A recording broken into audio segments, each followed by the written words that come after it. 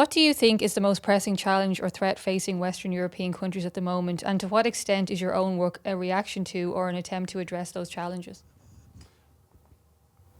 Regulation, regulation by the state and by bodies associated with the state indirectly of all sorts of things. Principally our interest is in the regulation of the market and the stymieing of the operation of free markets and the right of people to trade and to interact and contract with each other freely, because we believe that's what makes people and countries wealthy and content.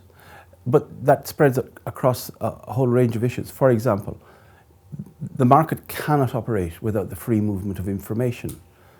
If people are not telling the truth, if they're not comfortable in telling each other the truth in a respectful and decent manner, well, then we have a problem.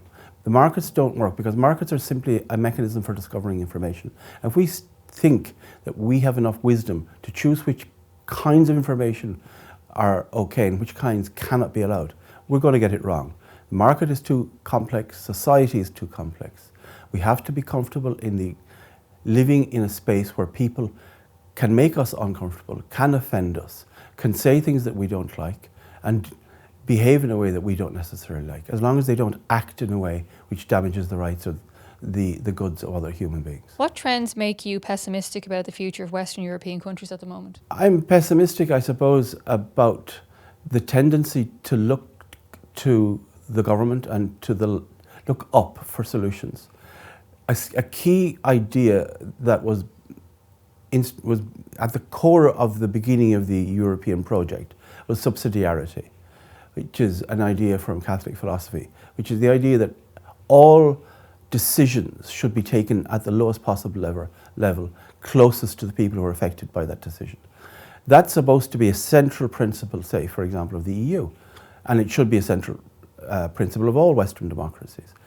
We talk a lot, we hear a lot about subsidiarity. I don't see it happening.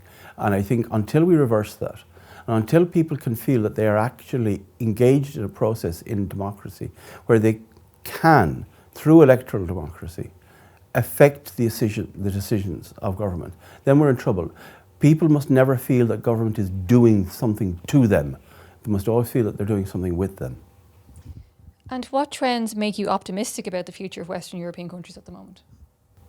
I suppose we should try to be optimistic. We try to find things that are happening that are good. And I would say it's a kind of a chaotic moment at the moment. We are going through what some commentators have called a historic realignment.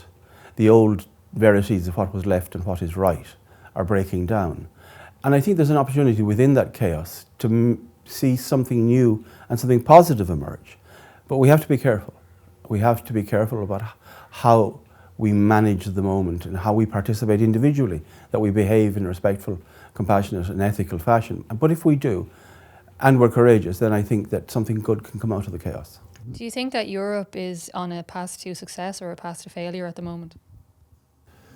I'm not sure that it's on the path. I think at the moment, in a sense, the problem that Europe is kind of stagnating. It's not really going anywhere. But in the context of an economy, if you're not moving forward, if you're not going somewhere, then you are in effect declining. And I think if you look in the last 20 years, the differential between the growth of the economy and the growth in the wealth of the individuals in the United States and Europe has been kind of dramatic. The average American is now, relative to the average European, much wealthier than they were 20 years ago. And there are reasons for that. We've seen discussions recently at the very top of the EU that are recognizing the kinds of problems that have maybe caused that. And there may be cause for hope that there's a recognition that we need to change the way we're behaving, or else we are going to face long-term decline.